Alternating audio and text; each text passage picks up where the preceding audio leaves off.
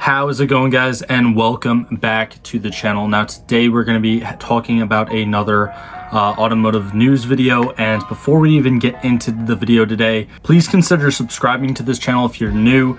I don't know the exact percentage, I'll probably edit it in the video right now, but a ton of you are not subscribed to actually watch my videos, so help me out a lot as a smaller YouTuber if you just go down there, click the subscribe button. It's absolutely free, and again, helps me out a lot, and not only helps me, but helps you because it kind of motivates me to make, better content for you guys and just, build my small platform here on YouTube. And also definitely be sure to leave this video a like down below if you like what we're talking about in this video, if you find it informative or entertaining at all. Again, it helps me out a lot, and I can't thank you guys enough for the ongoing support of this channel. Now, anyways, moving on to today's topic, I stumbled across this article like last week, I think, but basically the new mail trucks that the United States Postal Service has pretty much brainstormed or thought of isn't really what the EPA wants. And then the EPA isn't just looking for better fuel efficiency. The EPA is now actually turning around and pressuring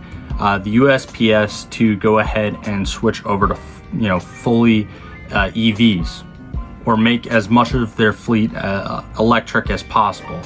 Now, moving on to the actual article by Car and Driver, and again, I will be linking the article used in this video down in the description below in case you want to go check it out for yourself and actually read through all of it. But you can see from this first little subtitle up here, the US Postal Service is being asked to rethink its $11.3 billion plan for new trucks because they're only 0.4 miles per gallon more fuel efficient. And of course, the current truck design has actually been in service since 1987. So I think it's definitely time for them to, turn around and update this.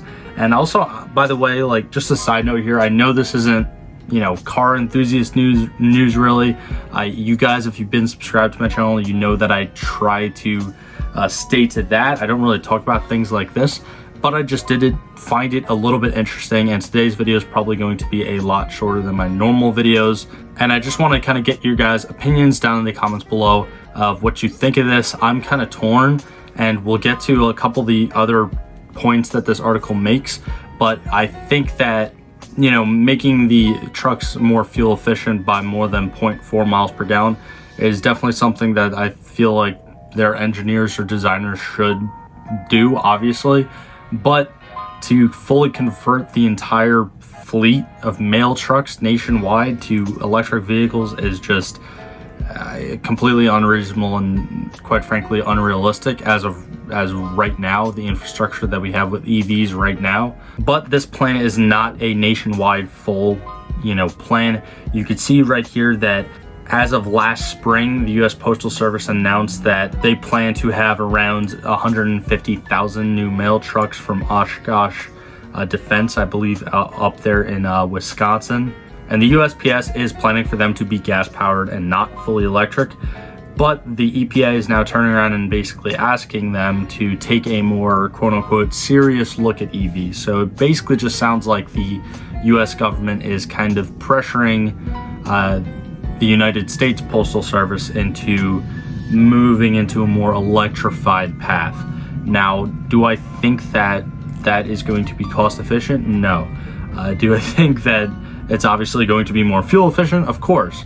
But I don't see this working really well. Again, as of right now, I could see this more 5-10 years maybe down the road, when both governments as well as private companies like Ford, GM, and Tesla start to kind of figure out how to manufacture EVs for less cost. I just think that this is, the plan as it sits right now for 150,000 internal combustion engine vehicles that are only 0.4 miles per gallon more fuel efficient is at $11.3 billion US dollars. So I think if they were to turn around and make these things hybrids or even fully electric, I think the price would skyrocket through the roof. I think that would cost a lot more than what it's worth. Let me put it that way. Now, this little part of the article I did find interesting.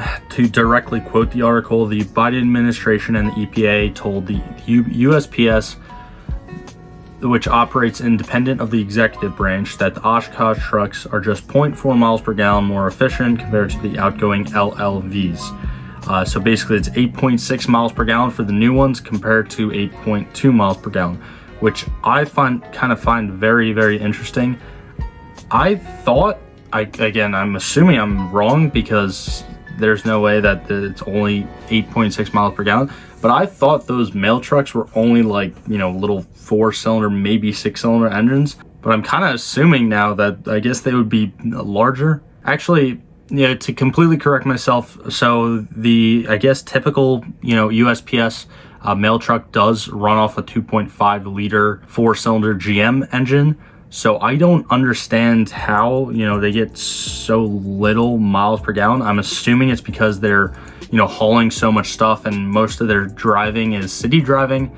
Again, I don't understand how that's so low. I feel like there should definitely be a lot more investment into the engineers that develop those powertrains and those drivetrains. But I don't think that going EV is the route, especially when you consider how low those fuel economy numbers are. And with a lot of modern technology, with something like a modern turbo 4-cylinder, you can probably get into, I'm assuming, again, even with a mail truck, fully loaded city driving, I feel like you could still easily get into the high teens at least. I mean, I don't understand how these trucks are so fuel inefficient. And again, the government just pushing for more electric vehicles when it really, really doesn't need it, especially when these numbers are so low. Let me know down in the comments below if you guys know a little bit more about mail trucks, because I'm kind of curious to learn now, because I don't understand how those numbers are just so low for the current fuel economy for mail trucks. And also to kind of reiterate, the EPA actually did send a formal letter to USPS the other week that basically just said that the entire point of having new mail trucks and a completely new plan was to make them cleaner, better, and safer. I guess they're talking about climate when they say safer. But the EPA also had a problem how the final plan, didn't disclose essential information, and there wasn't a lot of analysis of total cost of ownership, underestimated greenhouse gas emissions. So, I mean, normally, and if you guys have been subscribed to my channel, you kind of know this already, but normally I would probably have sided against the EPA because of all the bull crap that they, put car enthusiasts through with different laws and just stupidity. They're basically the ATF of the automobile world. Honestly, in this case scenario, I feel like they're a little bit justified. Again, no one has seen the actual plans laid out by the USPS, but I still just don't understand how those mail trucks are so freaking goddamn fuel efficient. If you guys know, let me know down in the comments below, because I'd love to learn more about this topic. And if you guys would like to read up about this again, this article will be linked down in the description below. But that's pretty much just gonna be it for today's video. Again, I know it's a short video. It's a very short article, but I just found this very, very interesting, and it's not a video I would typically post. So let me know what you guys think of this, and like always, thank you guys for all the support, and I'll see you guys in the next one.